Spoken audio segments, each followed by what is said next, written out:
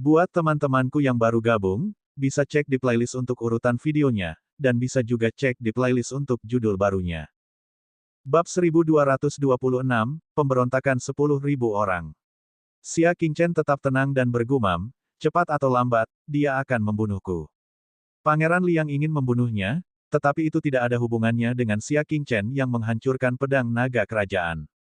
Bahkan jika pedang naga kerajaan tidak terlibat, masih akan ada alasan lain. Misalnya, dalam kasus pembunuhan Yu Tingtong sebelumnya, bukankah tujuannya hanyalah untuk menjebak Xia Qingchen dan membunuhnya? Penguasa istana militer diam-diam setuju. Memang, akan ada alasan lain tanpa kekuatan kerajaan dan pedang naga. Itulah sebabnya kamu harus pergi, kata penguasa istana militer. Xia Qingchen tersenyum. Tuan istana, apa yang membuatmu berpikir bahwa Pangeran Liang akan mengizinkanku meninggalkan perbatasan selatan lagi? Dia menyipitkan mata tuannya dan mengamati sekelilingnya dengan waspada. Dengan pengamatan ini, dia benar-benar menemukan beberapa bayangan samar yang berkedip-kedip di sekitar rumah. Tidak diragukan lagi, Xia Qingchen sudah diawasi. Pangeran Liang akan tahu bahkan jika dia meninggalkan kediamannya. Akan sulit bagiku untuk tidak menghadiri perjamuan besok, kata Xia Qingchen. Penguasa istana militer menghela napas dalam-dalam, hatinya dipenuhi kesedihan yang mendalam. Raja telah menghabiskan begitu banyak upaya hanya untuk membunuh seorang pejabat berjasa yang telah menghalanginya. Ini adalah kesedihan terbesar di alam yang sejuk. Pangeran Liang adalah seorang yang licik. Ia tidak memikirkan bagaimana cara meningkatkan kekuatan keseluruhan wilayah Liang, tidak memikirkan tentang perluasan wilayahnya, tetapi hanya memikirkan tentang berjaga-jaga terhadap pejabat yang berkuasa. Tidak ada harapan di alam yang sejuk itu. Selain itu, pasukan musuh di perbatasan selatan sudah mendekat, namun Pangeran Liang bersikeras ingin mengganti panglima tertinggi. Kepala istana-istana militer tampaknya dapat melihat masa depan alam sejuk tak lama kemudian. Jika kau ingin pergi, orang tua ini akan melindungimu. Kepala istana militer bergumam, seolah-olah dia telah mengambil keputusan, aku ini hanya sekantong tulang, dan aku akan segera dikubur. Aku tidak bisa melihat bawahan kepercayaanku terbunuh secara tidak adil. Jika dia secara pribadi mengawal mereka, itu berarti dia menentang Pangeran Liang, dan statusnya sebagai penguasa istana akan berakhir. Ekspresi wajah Xia Qingchen berubah. Dia membungkuk dalam-dalam. Qingchen tidak bisa menerima niat baik penguasa istana. Aku harap kamu tidak mempersulit seorang junior. Ketua istana, harap tenang, katanya dengan tenang. Selama masih ada secercah harapan untuk bertahan hidup, Qingchen pasti tidak akan duduk dan menunggu kematian. Dia sudah mengatakan ini, tetapi dia masih harus menghadiri perjamuan. Kepala istana militer tidak mengatakan apapun. Dia mengenakan topi bambu dan mendesah pelan, apakah ada yang perlu Anda bantu? Maksudnya adalah Xia Qingchen belum mengurus urusan pemakamannya. Tolong lindungi ayah dan bibiku yang tinggal di kediaman Putri Yanyu. Baiklah. Penguasa istana militer menyampirkan mantel hujan jerami tebal di bahunya dan menatap tajam ke arah Xia Qingchen. Dia menepuk bahunya tanpa berkata apa-apa dan berjalan pergi tanpa suara. Xia Qingchen duduk lagi. Dia sendirian di bawah sinar bulan sambil menyesap anggur. Menatap bunga-bunga dan tanaman di depannya, ia seakan melihat seorang gadis muda bergaun merah jambu tengah menari sambil tersenyum bak rembulan yang bersinar terang. Air mata menggenang di matanya yang kering, dan hidungnya penuh rasa asam. Mingzu. Tahun itu di kapal, gadis yang dipenjara. Si cantik bak mimpi yang memainkan sitar di paviliun tahun itu.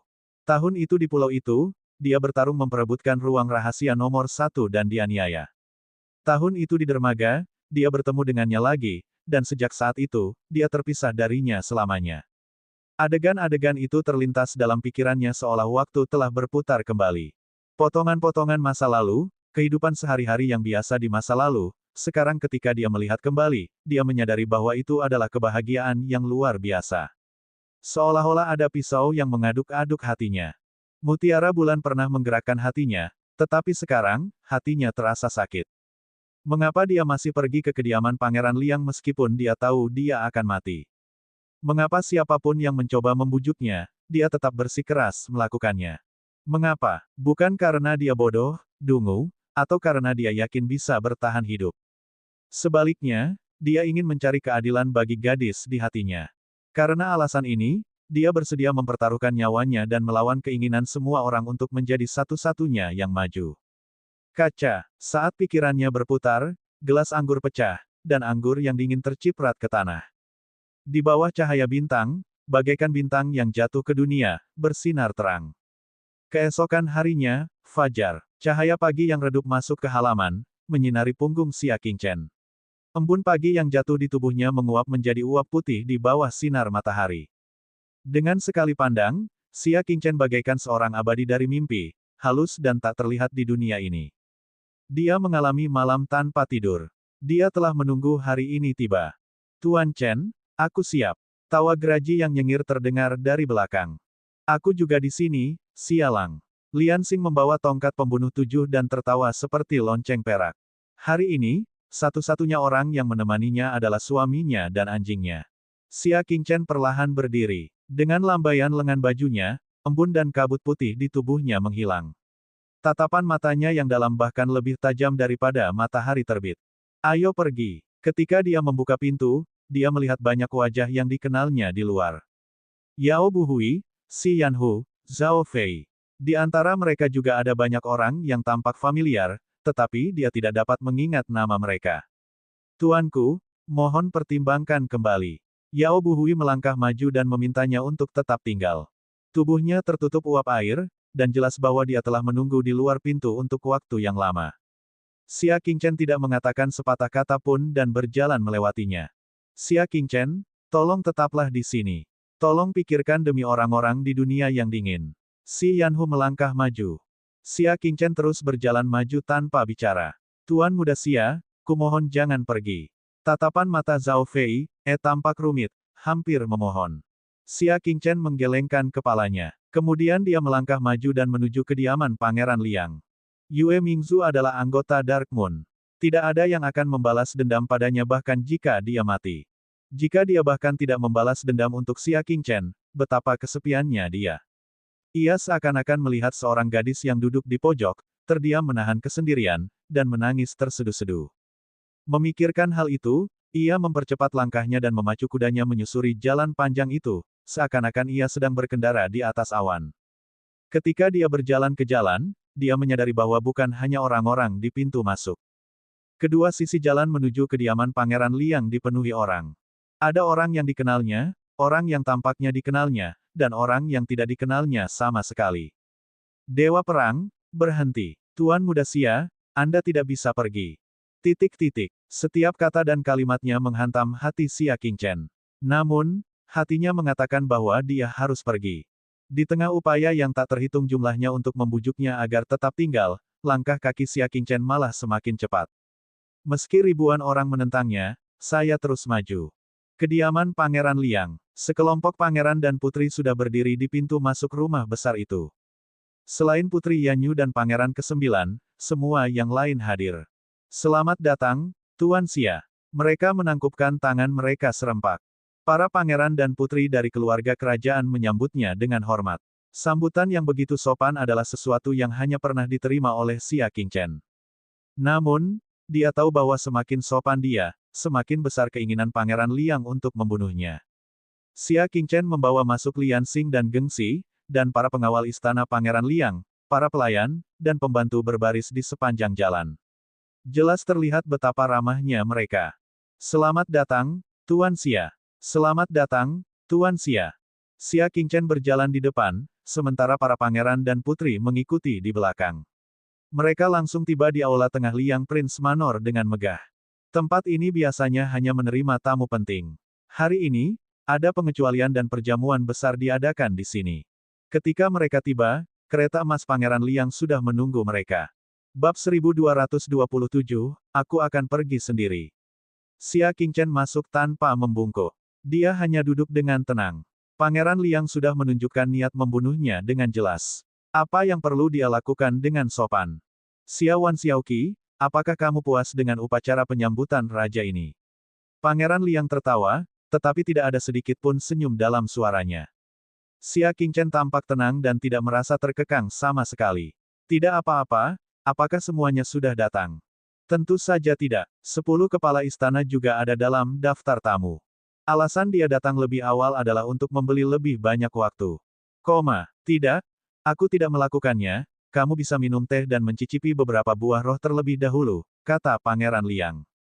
Ini seharusnya adalah kata-kata biasa, tetapi ketika Pangeran Liang mengucapkannya, seolah-olah ini adalah makanan terakhir Xia Qingchen. Tidak, aku tidak akan melakukannya. Xia Qingchen melihat sekeliling. Pangeran Liang, katanya, kau tidak keberatan aku melihat-lihat kediaman raja, kan? Bagaimana mungkin orang biasa berani mengemukakan ide untuk mengunjungi kediaman Pangeran Liang? Hanya orang seperti Xia Qingchen, yang tahu bahwa dia pasti akan mati, yang berani melakukannya. Pangeran Liang berkata terus terang, tentu saja. Yan Qing, kamu temani Tuan Muda Xia untuk melihat-lihat. Ya, di satu sisi kereta, ada seorang wanita muda berusia 30-an.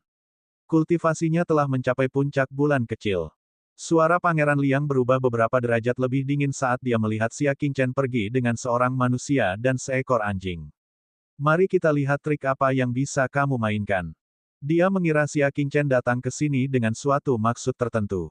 Xia Qingchen memanfaatkan kesempatan itu untuk berjalan-jalan di sekitar kediaman Pangeran Liang, pandangannya menjelajah, mencari Feiran.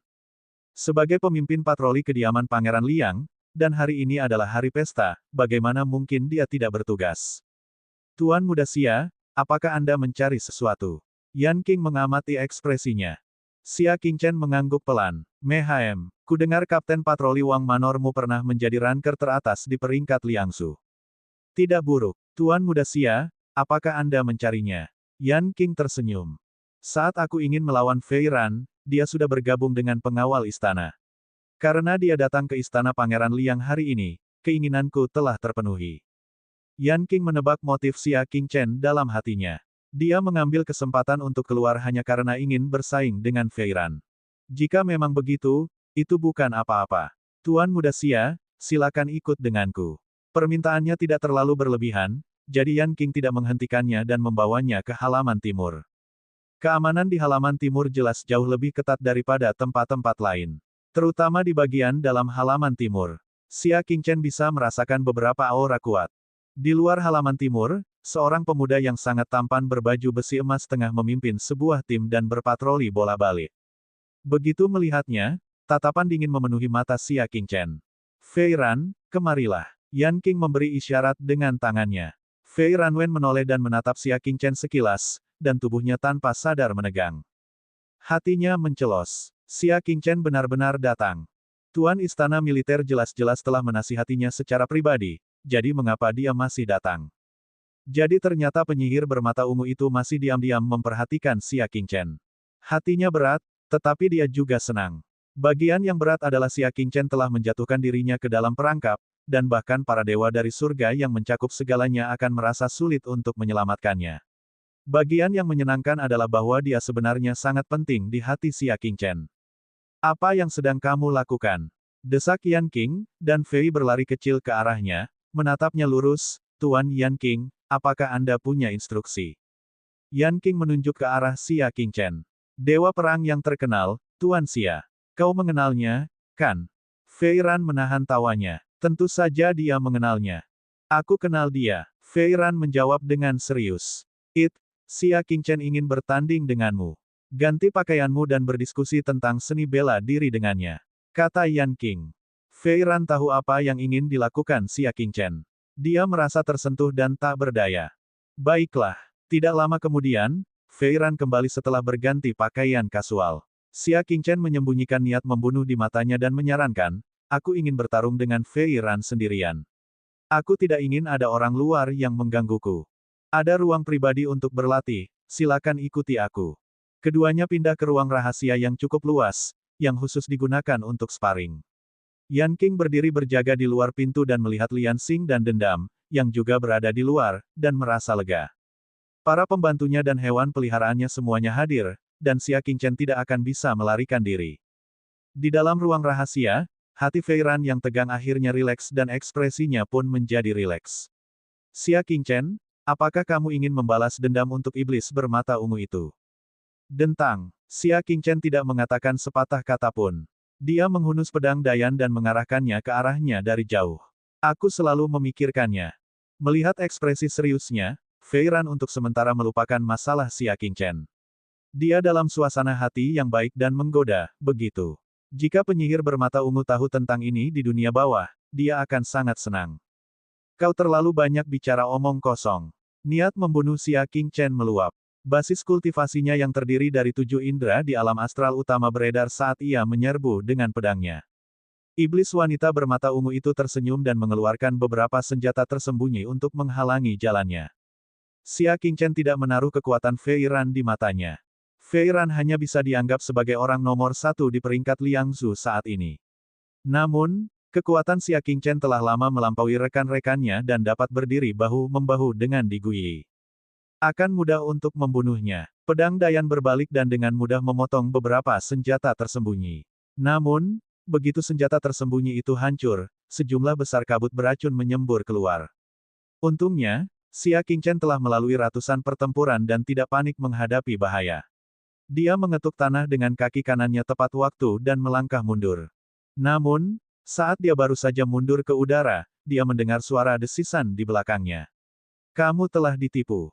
Fei Ran menggunakan teknik gerakan yang tak terbayangkan dan muncul di belakang Xia Qingchen. Jadi ternyata apa yang disebut senjata tersembunyi itu hanyalah kedok asap untuk menarik perhatian Xia Qingchen. Fei Ran kemudian akan mengambil kesempatan untuk mengitari kabut beracun dan tiba di belakang Xia Qingchen. Jika itu adalah orang biasa, mereka mungkin sudah tertipu. Namun bagi Xia Qingchen, mungkin tidak demikian. Dia mengulurkan tangannya dan meraih sebilah pisau dingin dengan telapak tangannya. Kemudian, dia mengepalkan jari-jarinya dan bilah pedangnya pun langsung berputar. Tubuhmu tidak sekuat ini sebelumnya, kan? Mata Fei Ran membelalak. Di masa lalu, Xia Qingchen menangkap kata-kata kuncinya. Dia belum pernah benar-benar bertarung melawan Fei Ran sebelumnya, kan? Bagaimana dia tahu tentang kondisi fisik Xia Qingchen sebelumnya? Fei Ran tahu kalau dia keceplosan dan langsung mengganti topik pembicaraan. Ambil ini. Dia melemparkan pedang pendek di tangannya dan membuka mulutnya, lalu menyemburkan jarum baja hitam, yang diarahkan ke kepala Xia Qingchen. Dengan ruang untuk menangkis pedang pendek itu sudah cukup bagi Xia Qingchen untuk bereaksi. Dia berbalik dan menjentikkan pergelangan tangannya. Pedang Dayan mengeluarkan cahaya merah ke udara dan memotong jarum baja yang tersembunyi itu. Segera setelah itu, tangan kirinya yang kosong tidak berhenti. Dia mengumpulkan kekuatan Buddha jahat dan menamparkan Fei Ran, yang berada 10 kaki jauhnya. Pertarungan jarak dekat adalah pilihan terakhir Fei Ran. Jejak telapak tangan berwarna emas dan hitam menyerang dengan kecepatan kilat. Tidak seorang pun seharusnya bisa menghindarinya dalam jarak sedekat itu. Namun, yang membuat Xia Qingchen terkejut adalah ketika telapak tangan itu mendarat di perut Fei Ran, tubuhnya seperti kain lembut, meliuk-liuk dengan sudut yang tidak manusiawi. Jejak telapak tangan yang seharusnya mengeluarkan kekuatan diubah dari kiri ke kanan oleh tubuh lembutnya, dan akhirnya melewati tulang rusuknya. Selain pakaiannya yang robek, dia tidak menyebabkan kerusakan apapun. Fei Ran berhasil menghindari serangan itu dengan satu serangan. Dia seperti ular, melingkari tubuh Xia Qingchen di sepanjang pedang Yan yang agung, mengunci tangan dan kakinya. Bab 1228, akhirnya bersatu kembali. Xia Qingchen tercengang. Sungguh teknik tubuh yang aneh. Yang membuatnya makin terkejut ialah Fei Ran, yang dikiranya dapat dengan mudah dibunuhnya, ternyata kuat sekali. Kalau dia tidak menanggapinya dengan serius, dia tidak akan bisa berbuat apa-apa padanya. Menyerahlah. Fei Ran berkata dengan bangga. Ini adalah teknik fisik yang unik bagi Dark Moon, dan secara khusus digunakan untuk menahan para ahli kekuatan fisik. Niat membunuh di mata Xia Qingchen semakin kuat. Ruang tersembunyi dalam perutnya langsung terbuka dan banjir kekuatan menyembur keluar. Saat tubuh Xia Qingchen bergetar, kekuatan itu menyembur keluar dari pori-porinya. Aliran energi menyembur keluar dari pori-porinya yang sempit bagaikan jarum baja, menimbulkan suara mendesing saat menembus udara. Fei Ran langsung tersentak. Orang normal akan terbunuh oleh Qi Jin yang berukuran pori-pori yang tak terhitung jumlahnya, tetapi Fei Ran seperti manusia kertas. Dia membiarkan Qi Jin mengenai tubuhnya, tetapi itu dihalangi oleh jujitsunya yang luar biasa. Fei Ran mendarat dengan lembut di tanah, dan tubuhnya kembali normal.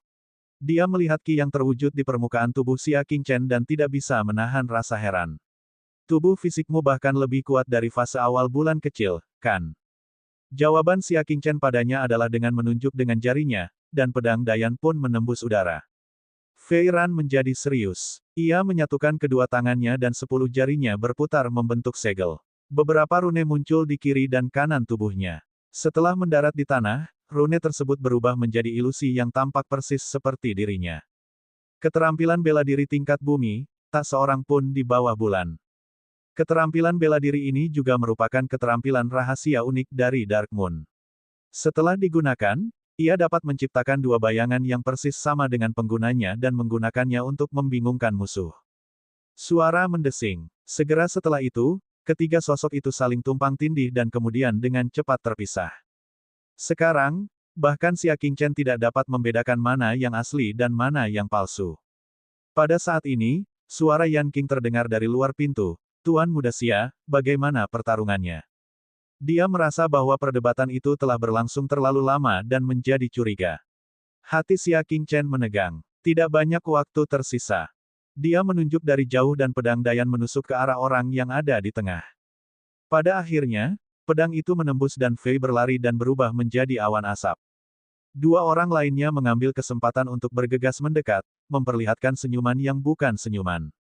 Pada saat ini, pedang Dayan milik Xia Qingchen belum sempat kembali, dia ditinggalkan dengan tangan kosong. Dalam situasi diserang dari kedua sisi, jika dia tidak bisa membedakan yang asli dari yang palsu, dia akan menderita serangan hebat. Tepat ketika sosok asli dan palsu itu hendak mendekat, tatapan Xia Qingchen berubah dingin. Dia tiba-tiba mengeluarkan kotak pedang dari artefak spasialnya dan menghancurkannya. Yang membuat kedua murid Fei Rai mengecil, adalah karena ada 9 pedang panjang lain yang menakutkan seperti pedang berwarna merah darah. Yang membuatnya semakin terkejut adalah Xia Qingchen membentuk segel dengan kedua tangannya. 9 pedang itu benar-benar berputar di sekitar tubuhnya dan semuanya terbang. Formasi pedang. Ekspresi Fei Ran berubah. Dia segera mundur, dan mereka berdua berlari ke arah yang berbeda. Basmi. Niat membunuh Xia Qingchen meningkat tajam, dan dia mengarahkan jarinya ke salah satu Fei Ran. Formasi pedang itu dengan cepat menyapu dan mengepung pihak lain dalam sekejap. Formasi pedang itu tidak bergerak, tetapi Fei Ran berubah menjadi asap dan menghilang. Lalu, Fei Ran yang asli adalah yang terakhir. Dia menunjuk sekali lagi dan formasi pedang menyerupai awan darah dengan cepat menyelimuti Fei Ran. Wajah orang itu menjadi pucat. Ia merasakan firasat buruk. Ia mengeluarkan pedang artefak nirvana dan menusukkannya ke formasi pedang, mencoba menghancurkannya.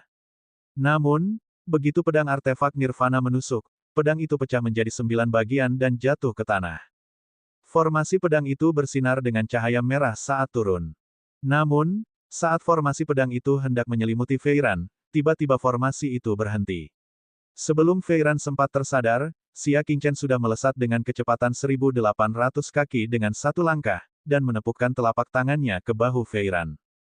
Fei Ran tidak punya waktu untuk menggunakan teknik jujutsu yang luar biasa itu dan terlempar mundur, menghantam dinding ruang rahasia dengan keras. Dia belum juga mendarat dari dinding ketika Xia Qingchen menyerbu dan mencengkeram kerah bajunya. Matanya dipenuhi dengan keterkejutan dan kebingungan. Dari mana kau mendapatkan pedang panjang artefak nirvana itu? Meskipun pedang itu dipatahkan oleh formasi pedang dengan sangat cepat, Xia Qingchen masih dapat melihatnya dengan jelas. Pedang yang tampak aneh itu memiliki asal yang sama dengan 8 pedang aneh yang diterimanya dari pria misterius itu. Dengan penglihatannya, dia secara alami dapat mengetahui bahwa itu adalah satu set 9 pedang. Ketika meteorit itu dikirim, Xia Qingchen menemukan bahwa ada alur pedang tambahan di meteorit itu. Seharusnya ada pedang di dalamnya.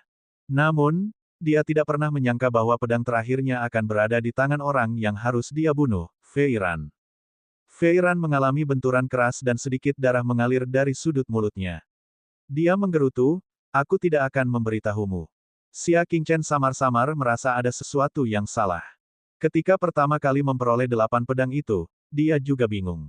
Dia hanya memperlihatkan formasi pedang di depan Fei Ran, jadi yang lain seharusnya tidak tahu bahwa dia ahli dalam formasi pedang.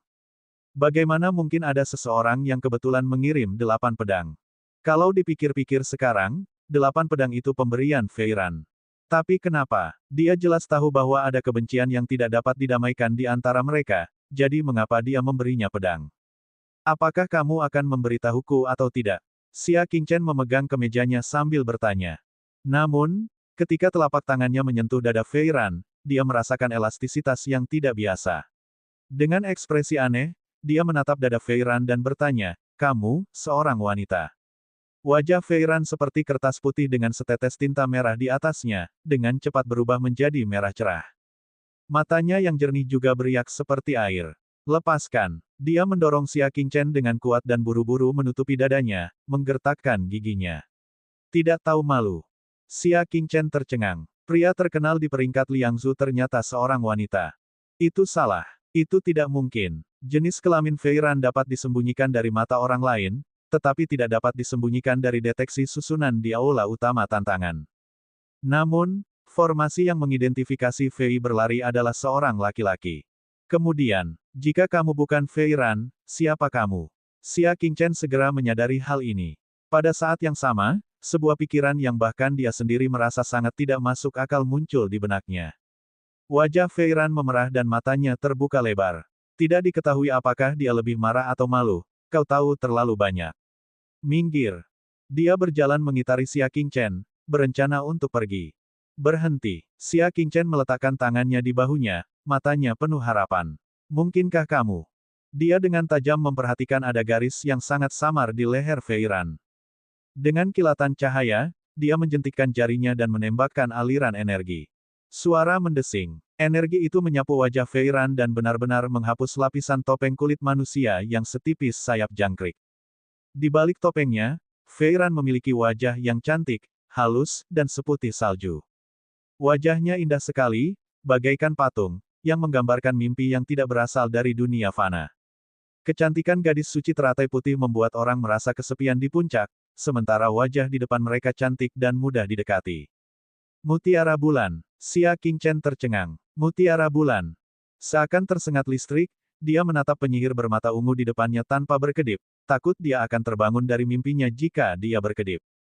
Meski dalam hati ia terus berkata bahwa ini bukanlah mimpi. Namun, dia masih takut bahwa semua itu akan berubah menjadi mimpi kosong dalam sekejap mata. Aku salah. Aku tidak salah. Penyihir bermata ungu itu berbalik dengan kesal, bahkan menutupi wajahnya. Bab 1229, Belati terungkap di ujung peta.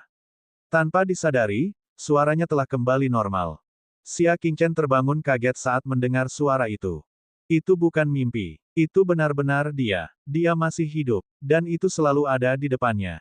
Tidak mampu mengendalikan emosinya, Xia Qingchen menariknya ke pelukannya dari belakang. Ah, kau, apa yang kau lakukan?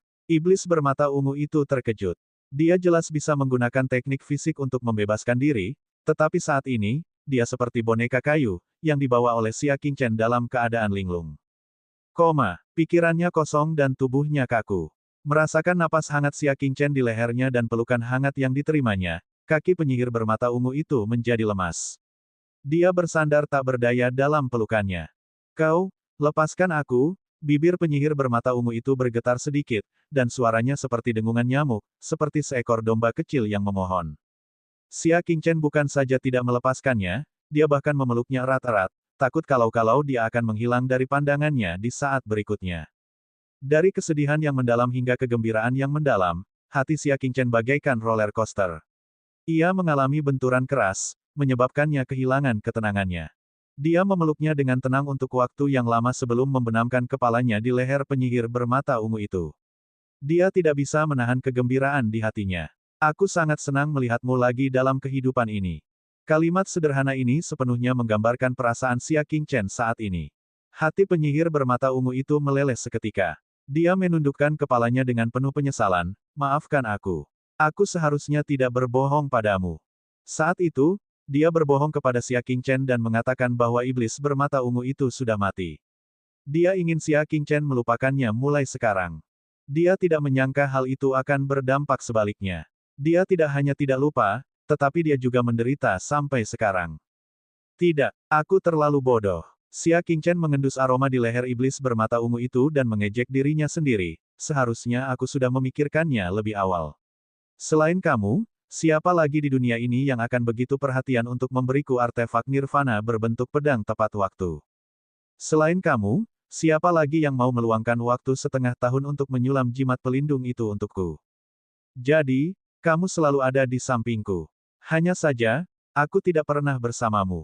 Hidung penyihir bermata ungu itu berkedut, dan dia berkata dengan lemah, Tidak apa-apa, aku hanya punya seseorang di hatiku, jadi aku bersikap baik padanya.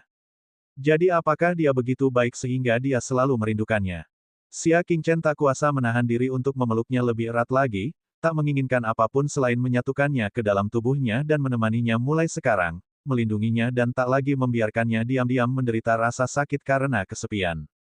Setelah merasakan gairah Xia Qingchen yang tak pernah terjadi sebelumnya, penyihir bermata ungu itu tiba-tiba merasa bahwa sakit hati dan penderitaan yang pernah dirasakannya di masa lalu tidak layak untuk disebutkan. Kata, cinta, tidak menjadi soal seberapa besar usaha yang dilakukan. Yang penting adalah seberapa besar tanggapan yang diberikan. Dia merasa lega. Dia memutar tubuhnya dan melepaskan diri dari pelukannya seperti seekor ikan loah. Satu pelukan sudah cukup untuk memuaskannya. Dia tidak berani meminta lebih. Dia akan menyerahkan sisanya kepada wanita suci teratai putih. Mereka adalah orang-orang yang bisa hidup bersama selamanya. Apakah aku menyakitimu? Xia Qingchen baru ingat bahwa dia telah menyakitinya. Dia tidak bisa menahan rasa sakit hatinya. Penyihir bermata ungu itu mengedipkan mata ungunya yang indah, menutup mulutnya dan terkekeh. Saudara Qingchen, apakah kamu juga merasakan sakit hati seperti itu? Itu jarang terjadi. Dalam ingatannya, dia selalu bersikap dingin dan menyendiri, lebih tinggi dari masyarakat umum. Xia Qingchen tersenyum. Batu berat yang telah lama menekan hatinya akhirnya terangkat. Dia mengulurkan tangannya. Mingzu, ikutlah denganku. Tetaplah di sisiku mulai sekarang. Dia memiliki kemampuan untuk melindungi bulan Pearl dan mencegahnya terluka. Namun, penyihir bermata ungu itu mundur selangkah, dan senyumnya perlahan menghilang. Saudara Qingchen, karena kamu sudah menemukan jimat pelindung, kamu seharusnya sudah melihat pesanku, kan? Ekspresi wajah Xia Qingchen sedikit berubah. Apa sebenarnya yang kamu inginkan? Tanyanya. Iblis bermata ungu itu melangkah mundur, matanya dipenuhi air mata. Dia ingin menangis, tetapi dia tidak bisa. Dia memaksakan senyum dan berkata, Kakak Qingchen, aku sangat senang bertemu denganmu. Setelah mengatakan itu, dia mengambil topeng kulit manusia itu dan memasangnya kembali di wajahnya. Kemudian, dia melangkah kembali ke pintu ruang rahasia. Kamu akan berada di hatiku seumur hidup, katanya penuh kasih sayang sebelum membuka pintu. Berderak, pintu ruang rahasia terbuka, dan topeng kulit manusia menutupi wajahnya yang sedih. Dia memaksa dirinya untuk tetap tenang dan berjalan keluar. Tuan Yanqing, pertarungan telah berakhir. Aku akan kembali bertugas, katanya tanpa ekspresi. Yanqing melambaikan tangannya dengan santai. Dia khawatir tentang Xia Qingchen. Ketika dia melihat Xia Qingchen berdiri di ruang rahasia, tampak baik-baik saja, dia menghela napas lega. Tuan Xia, bagaimana pertarungannya? Xia Qingchen tersadar dan menghapus ekspresi aneh di wajahnya. Tidak apa-apa. Setelah meninggalkan ruang rahasia, Fei Ran sudah pergi. Xia Qingchen dipenuhi dengan kekhawatiran. Apa tujuan Mutiara Bulan menyamar sebagai Fei Ran dan menyelinap ke Liang Prince Manor? Namun, dia seharusnya khawatir pada dirinya sendiri. Niat awalnya datang ke kediaman Pangeran Liang adalah untuk membalas dendam atas Yue Mingzu. Namun, Yue Mingzu adalah Fei yang menjalankannya sendiri, jadi tidak ada gunanya membalas dendam. Yang perlu dipikirkannya sekarang adalah bagaimana cara melarikan diri dari kediaman Pangeran Liang. Tuan Xia, apakah Anda masih ingin melanjutkan tur ke kediaman Wang? Saya rasa sudah waktunya, bukankah sebaiknya kita kembali? Yanqing memberi isyarat untuk mengundang. Xia Qingchen tidak berekspresi. Ketika dia kembali ke ruang tamu, 9 kepala istana semuanya sudah ada di sana, begitu pula sang putri dan putra mahkota yang sudah duduk. Hampir semua tokoh inti yang memiliki kekuasaan nyata di wilayah dingin hadir. Xia Wan dan Xiao Qi, semuanya sudah menunggu kalian. Silakan duduk. Pangeran Liang sangat ramah, dan sepertinya dia tidak akan mempersulit Xia Qingchen. Setelah Xia Qingchen duduk, Pangeran Liang mengangkat cangkirnya di sedan. Semuanya, Xia Qingchen telah memberikan kontribusi besar dalam perburuan kerajaan.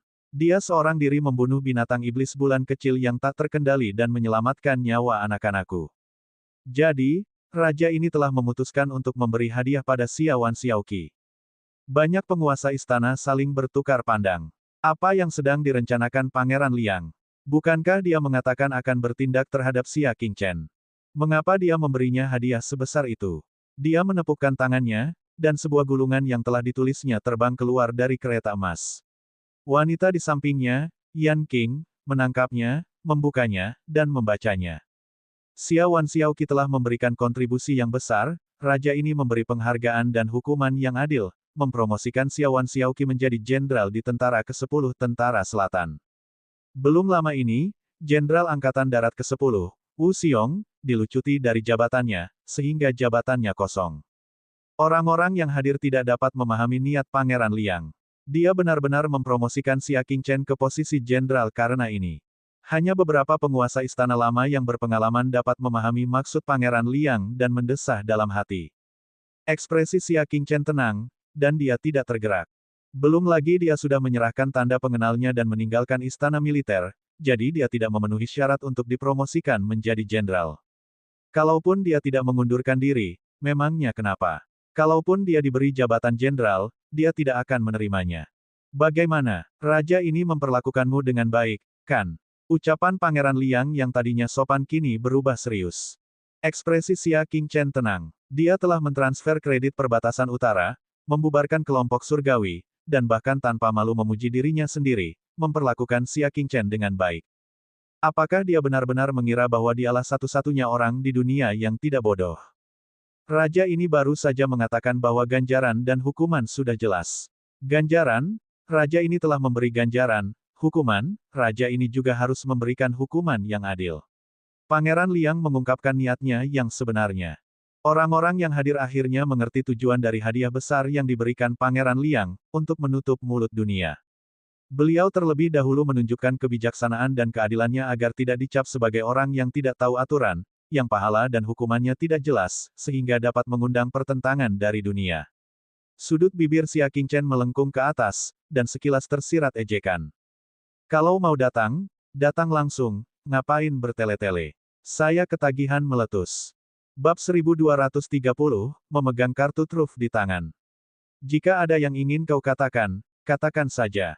Xia Qingchen tidak berbicara dengan arogan atau tidak sabar, seolah-olah orang yang berada dalam krisis hidup dan mati adalah orang lain dan bukan dirinya.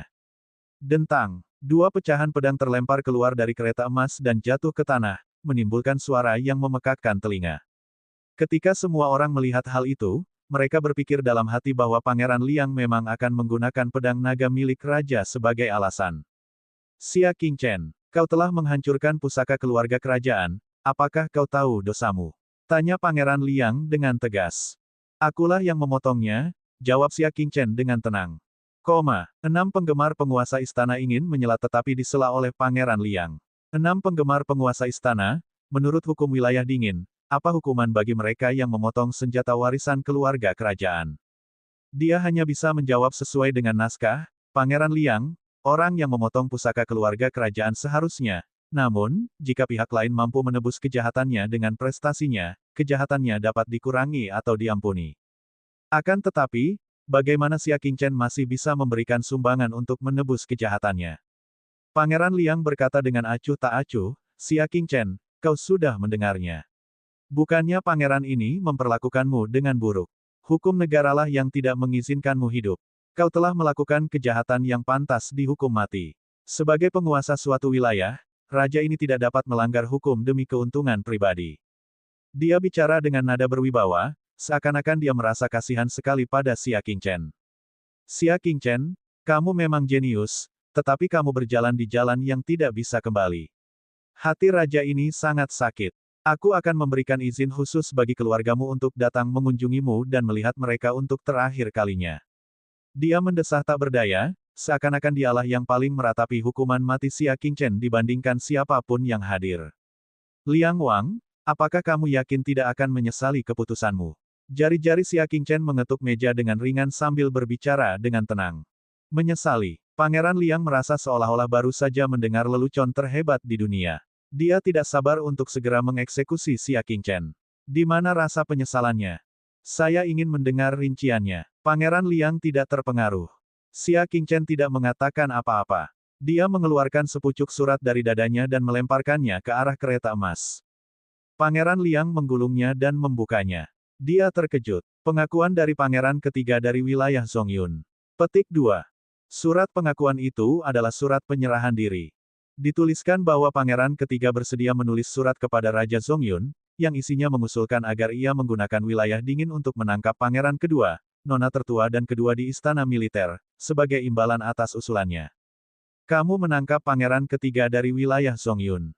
Pangeran Liang terkejut. Apalagi, balas Xia Qingchen. Surat itu memiliki stempel pribadi pangeran ketiga, jadi tidak mungkin palsu. Kapan ini terjadi? Ketika kita kembali ke perbatasan utara, jawab Xia Qingchen dengan tenang. Itulah saatnya Pangeran Liang mengutus Chan Daozi untuk mengambil alih kelompok pertempuran Yunlan. Pangeran Liang diam-diam menepuk pahanya. Bahkan jika terlambat sedikit, setelah Xia Qingchen menyerahkan pangeran ketiga, tawanan penting ini tidak akan terlambat untuk menyerang tim Xia Qingchen. Liang Wang, apakah kau bertekad untuk menghukumku mati, atau kau ingin melihat putramu kembali secepat mungkin? Raja Zongyun selalu bersikap sombong. Raja Liang telah menulis beberapa surat perceraian, berharap dapat menggunakan sejumlah besar kekayaan dan wanita untuk ditukar dengan putra kesayangannya. Akan tetapi, utusan khusus itu diusir sebelum dia sempat bertemu dengan Raja Zongyun. Terlebih lagi, Raja Zongyun telah berkata bahwa pangeran kedua akan tinggal di wilayah Zongyun selamanya. Pangeran Liang sudah menyerah pada pangeran kedua. Namun, kata-kata Xia Qingchen telah menyalakan kembali harapannya. Xia Wan Xiaoqi, di mana pangeran ketiga? Aku ingin berbicara langsung dengannya. Pangeran Liang berbicara, mengubah cara dia memanggil Xia Qingchen kembali ke Xia Wan Xiaoqi. Xia Qingchen berkata dengan tenang, pangeran ketiga telah dirawat dengan baik oleh anak buahku. Pangeran Liang, kau tidak perlu khawatir. Sebaiknya kau beritahu aku terlebih dahulu. Apakah kau ingin aku mati atau kau ingin putramu kembali? Apa yang dia maksud sederhana saja. Akan menjadi suatu jasa besar jika menukar pangeran ketiga dari alam Zongyun dengan pangeran kedua dari alam dingin. Menurut hukum, ia dapat menebus kejahatannya dan dibebaskan dari hukuman mati. Tentu saja, jika Pangeran Liang tidak setuju, ia akan membiarkan pangeran kedua yang berharga baginya terus diperbudak di wilayah Zongyun. Xia Wan, Xiaoqi, apakah kalian mengancamku? Pangeran Liang ingin putranya kembali, tetapi dia juga tidak ingin melewatkan kesempatan langka ini untuk mengeksekusi Xia Qingchen. Namun, mustahil baginya untuk memiliki semua hal baik di dunia. Ya, aku mengancammu. Jadi, Pangeran Liang, tentukan pilihanmu. Xia Qingchen membanting meja dan berbicara tanpa kepura-puraan. Jadi kenapa kalau mereka mengancamnya? Xia Qingchen telah lama menyelidiki dengan jelas. Demi menukarkan pangeran kedua, Pangeran Liang bahkan tidak ragu untuk menyerahkan tanahnya. Dia lebih menghargai pangeran kedua dibandingkan pangeran dan putri lainnya. Kaca-kaca, retakan-retakan kecil muncul pada permukaan tandu emas, dan aura mengerikan menyelimuti tandu itu. Siapapun dapat merasakan bahwa Pangeran Liang hampir meledak amarahnya. Pangeran Liang yang bermartabat sedang diancam oleh seorang junior. Terlebih lagi, dia tidak punya pilihan selain menerima ancaman itu. Bagus, bagus. Bahkan raja ini tidak punya pilihan selain tunduk padamu. Pangeran Liang menggertakkan giginya. Sampaikan dekrit pangeran ini. Xia Qingchen telah memberikan kontribusi dalam menyelamatkan pangeran kedua. Kontribusinya akan menebus kejahatannya. Kejahatannya memotong pedang naga milik raja akan diampuni tanpa syarat. Wajah Xia Qingchen yang acuh tak acuh menunjukkan sedikit senyum. Terima kasih banyak atas kemurahan hatimu, Pangeran Liang. Tinggalkan istanaku dan jangan pernah kembali lagi. Juga, pangeran kedua tidak diizinkan meninggalkan kota Liangzhou sebelum dia kembali. Pangeran Liang sangat marah. Xia Qingchen mengangkat bahu dan tersenyum. Dia menggenggam tangannya di belakang punggungnya dan melangkah maju dengan linglung di bawah tatapan semua orang. 6 penggemar Palace Lord dan Palace Lord Army Palace sama-sama berkeringat dingin untuk Xia Qingchen. Tidak heran dia berani menghadiri pertemuan ini sendirian. Jadi ternyata dia memiliki kartu truf di tangannya. Dengan pangeran ketiga di tangannya, Xia Qingchen dapat dianggap aman. Pada saat yang sama, di luar tembok suatu halaman di halaman timur, Fei berlari. Tidak, iblis wanita bermata ungu itu menatap ke langit. Perjamuan seharusnya sudah mencapai puncaknya, kan? Gumamnya pada dirinya sendiri. Ketika dia melewati pintu sebuah rumah di halaman timur, dia tiba-tiba menjentikkan tangannya dan menembakkan sejumlah besar jarum baja. Disertai suara gemerincing, sejumlah besar jarum baja menusuk para penjaga di pintu, membuat mereka semua pingsan. Banyak penjaga patroli yang dipimpinnya tercengang. Mereka tergagap, Kapten Fei Ran, apa yang kamu lakukan? Namun baru saja mereka selesai bicara, rekan-rekan di samping mereka tiba-tiba bergerak dan menjatuhkan mereka. Mereka berkumpul di sekitar penyihir bermata ungu. Yang mulia, silakan berikan perintah. Ternyata mereka semua adalah mata-mata yang telah disusupi oleh Dark Moon selama bertahun-tahun. Sekarang, mereka bekerja sama dengan iblis bermata ungu untuk merebut harta karun di gudang harta karun halaman timur. Cobalah untuk melukai tapi jangan membunuh. Penyihir bermata ungu itu menyampaikan satu-satunya permintaannya. Para pengkhianat itu mengangguk dan mengikuti iblis wanita bermata ungu itu untuk menerobos pintu halaman timur dan memaksa masuk. Ada banyak master di halaman timur. Seketika, beberapa elit bulan yang lebih rendah muncul dari kegelapan dan menyerang, berani sekali. Beraninya kalian semua mengkhianati Pangeran Liang. Akan tetapi, begitu mereka mulai bergerak, mereka mengalami pertikaian internal. Ternyata, ada juga ahli dari bulan kegelapan di antara mereka. Dalam keadaan menusuk mereka dari belakang, anak buah Pangeran Liang dengan cepat terluka atau takluk. Nona penyihir bermata ungu, janji yang kau buat kepada kami tidak akan diingkari, kan? Seorang ahli yang tangannya berlumuran darah bertanya dengan sedikit ketakutan. Penyihir bermata ungu itu merobek topeng kulit manusia di wajahnya dan terkekeh, aku, bulan kegelapan, tidak punya banyak, tapi aku punya sumber daya seni bela diri yang tak terhitung jumlahnya. Asalkan kamu membantuku mendapatkan apa yang aku inginkan, aku akan menjaminmu sumber daya yang tidak akan dapat kamu gunakan seumur hidupmu. Bab 1231, katakan sekali lagi. Mata beberapa ahli berbinar ketika mereka mendengar ini. Iblis bermata ungu itu tidak tinggal diam selama setengah tahun di kediaman Pangeran Liang. Dia perlahan-lahan menyusup ke dalam para master di halaman timur, menggunakan emosi, akal sehat, dan akhirnya, banyak sumber daya yang menarik. Mereka akhirnya memilih untuk mengikuti penyihir bermata ungu dan berbalik melawannya. Itulah pintu menuju perbendaharaan keluarga kerajaan. Tak ada lagi rintangan di sepanjang jalan, dan mereka tiba di sebuah ruangan rahasia. Pintu itu telah diambil alih oleh orang-orangnya. Buka. Atas perintahnya, para ahli segera menyerang. Tidak peduli seberapa keras pintu itu, ia tidak dapat menahan serangan gabungan dari begitu banyak ahli. Dengan suara ledakan keras, pintu perbendaharaan runtuh. Suara keras itu mengejutkan semua orang. Ekspresi iblis bermata ungu itu sedikit berubah. Ia segera mengikuti yang lain ke dalam ruangan. Setelah beberapa pencarian sederhana, mereka menemukan patung Buddha aneh yang tingginya setengah dari manusia, berwarna hitam seluruhnya, dan memiliki banyak mata di wajahnya. Matanya berbinar karena kegembiraan. Buddha setan hitam bermata banyak. Akhirnya aku menemukannya. Dia meraihnya dengan tangannya dan bersiap untuk menaruhnya ke dalam artefak spasial nirvana. Namun, pada saat kontak, penyihir bermata ungu merasakan ada sesuatu yang salah dan segera mundur. Di bawah patung Buddha, tampak deretan lubang gelap, dari sana keluar jarum-jarum beracun yang pekat. Jumlahnya begitu banyak sehingga bagaikan badai, menembus setiap lubang. Dan jangkauan serangannya meliputi seluruh ruang rahasia. Semua orang yang hadir berada dalam jarak tembak. Dalam sekejap, teriakan yang tak terhitung jumlahnya terdengar. Racun pada jarum itu sangat kuat. Siapapun yang terkena racun itu akan langsung berubah menjadi ungu dan kehilangan kultivasinya. Kebencian Liren. Wajah penyihir bermata ungu itu sedikit berubah, tahu bahwa dia telah ditipu. Pangeran Liang telah menyiapkan penyergapan. Dia segera menggunakan teknik tubuhnya untuk memblokir semua jarum beracun. Dia adalah satu-satunya yang masih berdiri. Orang-orang lainnya telah meninggal karena jarum beracun itu. Ini bukan hanya kebencian Liren, ini adalah kebencian Liren yang berlipat ganda. Satu tembakan sudah cukup untuk membunuh seketika, dan bahkan para kultivator di tahap bulan yang lebih rendah pun tidak terkecuali. Wanita iblis bermata ungu itu mendapat firasat buruk. Dia melangkah maju dan menyingkirkan Buddha iblis hitam bermata banyak. Kemudian, dia bergegas keluar dari gudang harta karun dan bersiap untuk melarikan diri dari kediaman Wang. Akan tetapi, begitu dia meninggalkan tempat penyimpanan harta karun itu, sebuah telapak tangan raksasa menamparkan kepalanya tanpa peringatan apapun. Iblis bermata ungu itu mencoba menggunakan teknik tubuhnya untuk menghindari serangan itu. Namun, penyerang itu ahli dalam pertarungan jarak dekat. Dia menemukannya tepat waktu dan berubah dari menamparkan menjadi mencengkeram leher iblis bermata ungu itu. Tubuh penyihir bermata ungu itu tergelincir dan hendak terlepas dari tangannya. Tiba-tiba, sederet kuku tajam tumbuh dari jari-jari pihak lain dan menancap kuat di leher penyihir bermata ungu itu. Pada saat kritis ini, Penyihir bermata ungu melepas artefak spasial di jarinya dan melemparkannya ke sudut di depan pintu.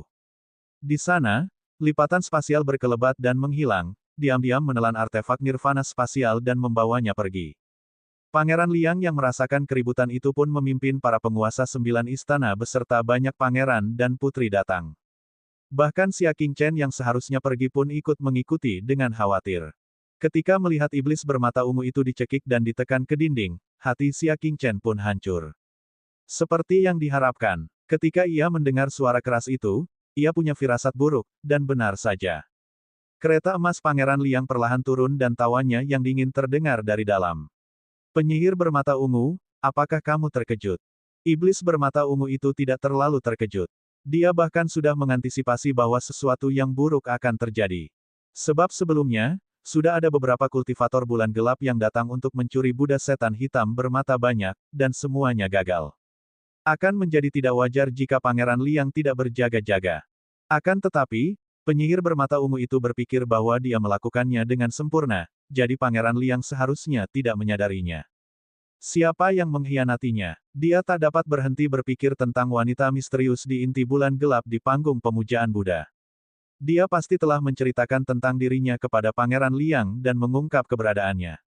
Sialan, pikir penyihir bermata ungu itu dalam hati. Liang Wang, bolehkah aku bertanya bagaimana kita harus menghadapi ini? Dia adalah seorang pria parubaya dengan rambut acak-acakan dan ekspresi jahat di wajahnya yang memiliki rantai emas di seluruh dada dan punggungnya. Wajahnya penuh dengan keganasan, dan matanya penuh dengan kekejaman. Jika Pangeran Liang menyerahkannya kepadaku, aku yakin aku akan bisa mendapatkan banyak rahasia bulan gelap darinya. Bagaimanapun juga, ini adalah orang suci bulan gelap yang terkenal, iblis bermata ungu. Saat dia berbicara, kukunya menancap makin dalam ke daging leher penyihir bermata ungu itu, dan darah mengalir keluar dari kelima lukanya. Dia menggertakkan giginya dan tidak bersuara. Seolah-olah dia sudah menerima kematiannya dan tidak akan melawan. Tidak perlu, jawab Pangeran Liang acuh tak acuh. Aku tidak tertarik pada bulan yang gelap. Mereka tidak memprovokasiku. Aku tidak mau repot-repot menyelidiki mereka. Aku akan membunuh mereka saja. Hingga kini, tak seorang pun mampu menemukan sumber bulan gelap. Ia muncul entah dari mana ratusan tahun lalu, dan begitu lahir, ia memiliki kekuatan besar. Ada rumor yang mengatakan bahwa Dark Moon bukanlah kekuatan dari 3 alam. Mereka berasal dari kerajaan surgawi yang misterius. Seret dia dan penggal kepalanya di depan umum. Jawab Pangeran Liang dengan santai. Pikirannya kacau dan dia tidak punya waktu untuk terganggu oleh anggota Dark Moon perempuan. Benar juga, kalau malam yang panjang membawa masalah. Si jahat yang dirantai itu mengerahkan tenaga di telapak tangannya sambil tersenyum tipis. Hehe, wanita yang lembut dan cantik. Sungguh luar biasa mati di tanganku. Saat dia berbicara, dia hendak mengerahkan kekuatan dan mematahkan leher pria itu.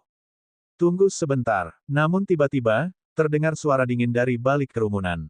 Semua orang menoleh dan mendapati bahwa itu sebenarnya Xia Qingchen. Pakar bertampang jahat itu melirik Xia Qingchen dan berbicara dengan arogan, "Kamu pikir kamu siapa? Kamu pikir aku akan berhenti hanya karena kamu menyuruhku berhenti?" Lalu, dia mencengkeram leher penyihir bermata ungu itu dan mengeluarkan suara retakan. Tepat saat dia hendak menghancurkannya, Pangeran Liang berkata dengan serius, "Berhenti." Hah! Pembangkit tenaga jahat itu berhenti dan sangat terkejut. Kereta emas Pangeran Liang berbalik dan menghadap Xia Qingchen. "Apakah ada yang ingin kau katakan?" "Biarkan dia pergi," Xia Qingchen berkata dengan tenang. "Apa?" 9 penguasa istana semuanya tercengang.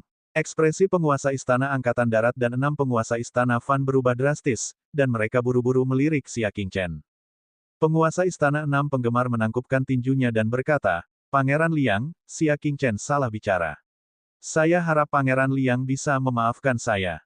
Penguasa istana militer juga buru-buru memarahi Xia Qingchen, "Omong kosong apa yang kau bicarakan? Cepat mundur." Siapakah penyihir bermata ungu? Salah satu gadis suci Dark Moon. Konon katanya dia menguasai sebagian besar kekuatan Dark Moon. Dia adalah anggota jahat Dark Moon yang ingin dibunuh semua orang di 3 alam.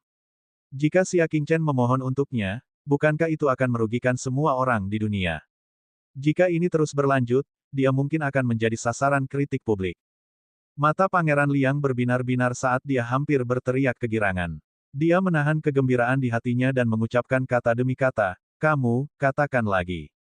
Penguasa istana militer dan penguasa istana enam kipas terus-menerus mengirim sinyal ke Xia Qingchen dengan mata mereka, menyuruhnya untuk tidak berbicara.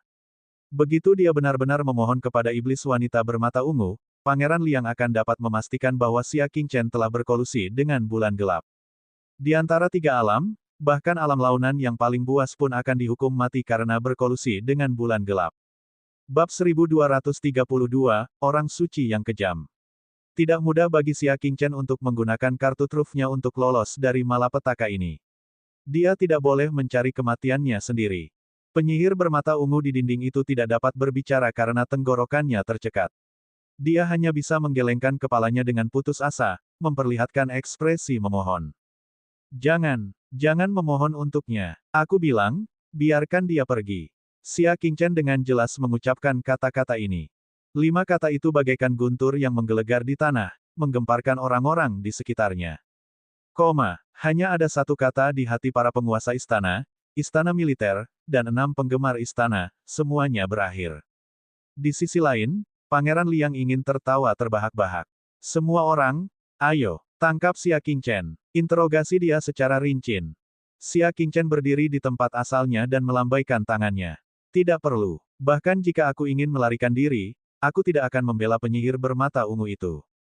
Pangeran Liang berbicara dengan nada yang benar. Xia Qingchen, kau telah memohon belas kasihan untuk iblis bermata ungu dari bulan kegelapan. Pangeran ini punya alasan untuk mencurigai bahwa kau telah berkolusi dengan bulan kegelapan. Tanpa diduga, Xia Qingchen menggelengkan kepalanya pelan. Aku tidak memohon padamu. Aku memintamu untuk melepaskannya. Meminta. Pangeran Liang terkekeh dingin, itu masalah lain. Jika kau membantu putraku kembali, raja ini akan menyelamatkanmu dari kejahatan memotong pedang naga milik raja. Kita impas. Tidaklah realistis bagi Xia Qingchen untuk menggunakan masalah penyelamatan putranya untuk mengimbangi 2 kejahatan besar yang telah dilakukannya. Kamu salah paham. Aku bertanya kepadamu karena kamu berutang janji padaku. Xia Qingchen berbicara dengan acuh tak acuh. Kapan pangeran ini berutang janji padamu? Pangeran Liang terkejut dan bertanya setelah berpikir sejenak. Xia Qingchen menghela napas dengan emosi. Pangeran Liang, apakah kamu sudah lupa? Sebelum permainan catur abadi dan iblis, kamu pernah berjanji di depan semua orang bahwa kamu akan menyetujui permintaan siapapun yang dapat memenangkan lebih dari 50 permainan berturut-turut. Saya telah memenangkan tidak kurang dari 100 pertandingan berturut-turut. Apakah saya memenuhi syarat untuk mengajukan permintaan ini kepada Anda? Ekspresi Pangeran Liang menjadi suram. Sekarang dia ingat, dia memang telah berjanji kepada Xia Qingchen. Jika bukan karena Xia Qingchen yang menyebutkannya, dia benar-benar tidak akan mengingatnya. Liang Wang, kau tidak akan menarik kembali kata-katamu, kan? Xia Qingchen berkata. Dia ingin menarik kembali kata-katanya, tetapi semua orang di dunia tahu apa yang telah dikatakannya saat itu. Dia bahkan tidak memiliki kesempatan untuk menarik kembali kata-katanya. Apa permintaanmu? Xia Qingchen menunjuk ke arah iblis bermata ungu itu. Aku sudah menjelaskannya dengan sangat jelas. Biarkan dia pergi tanpa syarat. Ekspresi gelap Pangeran Liang mereda saat dia berkata dengan tegas, lepaskan mereka. Dia tidak tertarik pada bulan yang gelap. Satu penyihir bermata ungu lagi atau satu penyihir bermata ungu yang berkurang tidak akan membuat perbedaan baginya. Yang menarik perhatiannya adalah Xia Qingchen telah jatuh ke tangannya. Selain itu, Xia Qingchen diduga berkolusi dengan bulan gelap. Sedikit saja dari itu, Pangeran Liang memerintahkan. Liang Wang, tegur penguasa istana 6 Fan, kita masih perlu menginterogasinya jika dia berkolusi dengan kita. Biar istana 6 Fan yang mengurusnya. Pangeran Liang berpikir sejenak. Jika dia mengeksekusi Xia Qingchen sekarang, apa yang harus dia lakukan jika dia tidak menghubungi mereka tentang pertukaran sandera? Kunci dia di penjara pemurnian hati dan tunggu interogasi. Kata Pangeran Liang. Dia menghela napas panjang lega dan tak bisa menahan tawa. Ini sungguh tak terduga. Awalnya dia mengira bahwa dengan lolos dari malapetaka ini, Xia Qingchen seperti melepaskan harimau kembali ke pegunungan. Dia tidak menyangka bahwa Xia Qingchen akan menyerahkan nyawanya demi seorang wanita. Dia sungguh bodoh. Pria yang dirantai itu menurunkan penyihir bermata ungu itu dengan enggan. Sayang sekali, kalau saja kita bertindak lebih awal. Iblis bermata ungu itu jatuh dari dinding. Dia menatap Xia Qingchen, yang sedang dibawa pergi oleh penguasa istana 6 penggemar. Dia berjuang untuk bangkit dan mengejarnya, sambil menjerit, "Aku tidak mengenalmu, aku tidak mengenalmu. Aku tidak membutuhkanmu untuk menyelamatkanku." Jantungnya berdarah. Dia lebih baik hatinya tertusuk oleh ribuan anak panah daripada Xia Qingchen masuk penjara karena dia.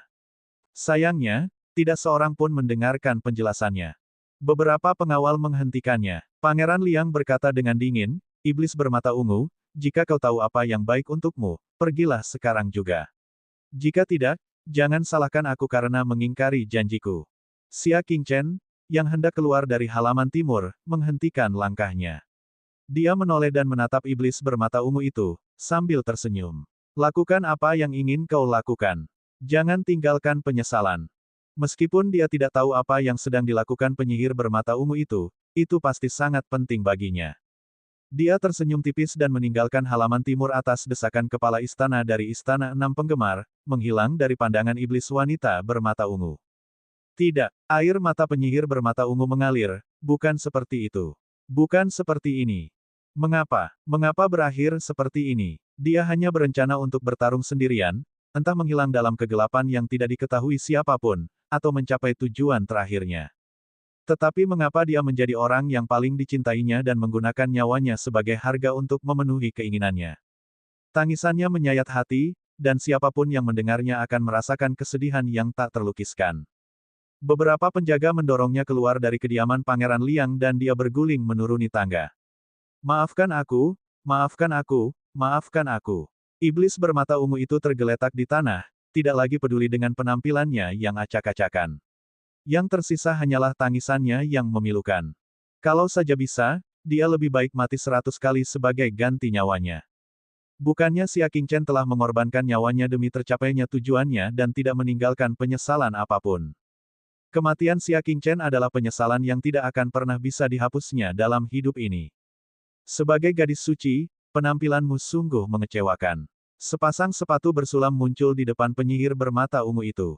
Dia mendongak dan melihat seorang wanita berjubah hitam berdiri di depannya, menatapnya dengan ekspresi kecewa.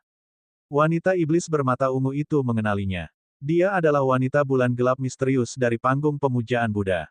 Dia langsung berdiri dan berkata dengan penuh kebencian, "Kau mengkhianatiku. Kenapa?" Mereka berdua dari bulan gelap, jadi mengapa dia melakukan itu? Jika dia tidak mengkhianatinya, dia tidak akan terbongkar. Bagaimana mungkin Xia Qingchen mengorbankan dirinya untuk ini?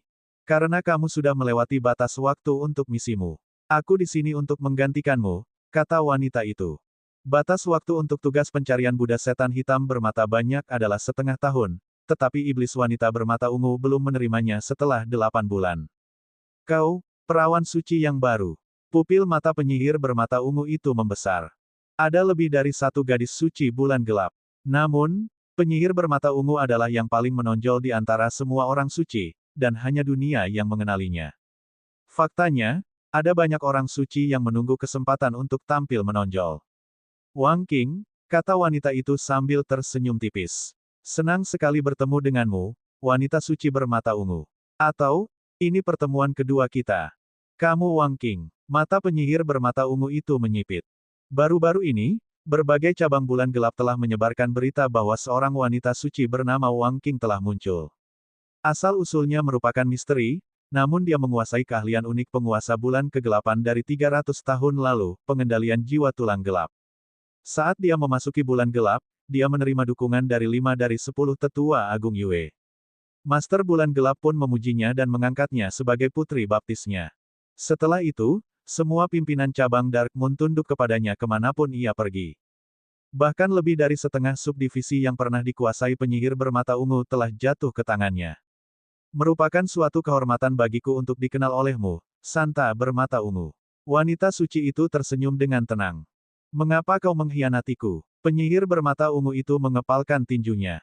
Wanita suci yang tenang itu tidak berpikir demikian. "Aku tidak mengkhianatimu. Kau telah teralihkan. Jika kau menyelesaikan tugas dan menjadi kandidat bulan gelap, kau hanya akan membawa bencana ke bulan gelap. Bulan gelap membutuhkan orang-orang yang tidak memiliki emosi. Hanya dengan bersikap kejam seseorang dapat mencapai hal-hal hebat. Cinta akan menjadi kelemahan seseorang. Contohnya, Xia Qingchen, yang tidak memiliki kekurangan sama sekali, jatuh ke dalam api penyucian hati karena kata cinta. Bab 1233, Legenda Tian Chen. Aku berbeda. Serahkan Dark Moon padaku dan dia akan mencapai level yang lebih tinggi. Kata wanita suci itu dengan tenang. Jangan pernah pikirkan itu. Kata penyihir bermata ungu itu dengan dingin. Wanita suci Wang Qing terkekeh. Serahkan Buddha setan hitam bermata banyak itu padaku.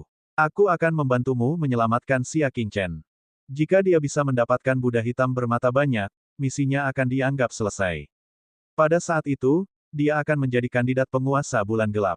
Adapun wanita iblis bermata ungu yang telah kehilangan Buddha iblis hitam bermata banyak, dia telah gagal dalam misinya dan akan ditugaskan sebagai budak, dan tidak akan pernah melihat cahaya matahari lagi. Kau bisa menyelamatkannya. Itulah inti api penyucian, dan tak seorang pun pernah lolos darinya. Kata penyihir bermata ungu. Dia tahu bahwa dia memiliki sekelompok orang, tetapi tidaklah realistis baginya untuk menerobos penjara pemurnian hati untuk menyelamatkan orang. Bahkan para master dari 8 istana lainnya akan sia-sia jika mereka menyerang penjara pemurnian hati. Itu adalah penjara terkuat di antara 3 alam. Kamu tidak perlu peduli dengan prosesnya. Siapkan saja banyak Buddha iblis hitam. Saat itu, saat kita menyelamatkan Xia Qingchen, kamu bisa menyerahkan Buddha ini kepadaku. Kata wanita suci yang tenang itu. Setelah selesai berbicara, dia berbalik dan pergi. Dia bahkan tidak menanyakan pendapat penyihir bermata ungu itu, tetapi apakah dia setuju. Bagaimana kau tahu kalau aku pasti setuju? Tanya penyihir bermata ungu itu. Sang santa yang tenang melambaikan tangannya tanpa menoleh ke belakang, orang yang terjebak cinta adalah orang yang tenggelam dan berjuang. Dia akan setuju dengan syarat apapun. Seperti yang dikatakannya, penyihir bermata ungu itu tidak pernah berpikir untuk menolak. Bagus. Saat Xia Qingchen diselamatkan, itu akan menjadi waktu ketika Buddha setan hitam bermata banyak akan memberikannya kepadamu. Penyihir bermata ungu itu menyeka air matanya dan segera pergi. Di dalam kediaman kerajaan, Liang Wang, wanita itu telah mencuri patung Buddha hitam iblis bermata banyak, kata pria jahat yang dirantai itu sambil mengepalkan tinjunya. Pangeran Liang tampaknya tidak keberatan dan sedang dalam suasana hati yang baik. Baiklah, itu adalah barang lama dari 200 tahun yang lalu. Itu sudah lama tidak digunakan lagi. Jika bulan kegelapan menginginkannya, maka kita akan mengembalikannya kepada mereka. Itu akan menyelamatkan kita dari kerepotan orang-orang dari bulan kegelapan yang menyelinap masuk sepanjang hari. Pria yang dirantai itu menangkupkan tinjunya dan berkata, bawahanmu telah kembali ke penjara pemurnian hati. Ternyata, elit bulan tengah yang kekuatannya tidak kalah dengan 9 master kuil itu sebenarnya berasal dari neraka jantung api penyucian. Sangat sedikit orang yang mengetahui keberadaannya. Apakah orang itu merasa puas dengan nasibnya? Pangeran Liang bertanya dengan makna yang lebih dalam. Pria jahat yang dirantai itu tertawa jahat. Pangeran Liang, jangan khawatir. Dia berada di bagian terdalam dari api penyucian. Dia menderita api hati api penyucian setiap hari. Dia tidak bisa kembali lagi. Itu yang terbaik. Ayo, terus awasi dia. Pangeran Liang berkata dengan nada yang dalam. Orang macam apa yang mengharuskan Pangeran Liang diam-diam mengirim pasukan elit bulan tengah untuk berjaga? Dia mungkin berada di puncak kehidupan, kan? Pada waktu itu, Istana 6 Penggemar. Tidak lama kemudian, Xia Qingchen sekali lagi datang ke Istana 6 Kipas. Dia tidak bisa menahan senyum. Saya dari Istana Militer, tetapi saya belum pernah ke istana militer. Saya telah ke istana 6 Kipas 3 kali. Apa? Kepala istana 6 Kipas melotot ke arahnya. Beraninya kau mengatakan itu. Dia mengatakan pada Xia Qingchen agar tidak memohon pada iblis bermata ungu, dan hasilnya bagus. Beruntungnya, dialah yang bertanggung jawab atas istana 6 penggemar dan bahkan tidak merantai Xia Qingchen di sepanjang jalan, sehingga dia bisa datang ke istana 6 penggemar seperti seorang tamu. Jika orang lain, mereka pasti sudah diborgol dan diborgol bersama-sama. Bagaimana mungkin mereka membiarkan dia melontarkan komentar-komentar sarkastis? Maaf telah merepotkan kepala istana. Xia Qingchen mengepalkan tangannya. Tatapan mata kepala istana 6 penggemar melembut dan dia mendesah, aku hanya bisa membantumu mengurangi penderitaan. Namun, aku tidak bisa mengubah nasibmu. Berkolusi dengan bulan gelap merupakan kejahatan besar yang tidak dapat diubah.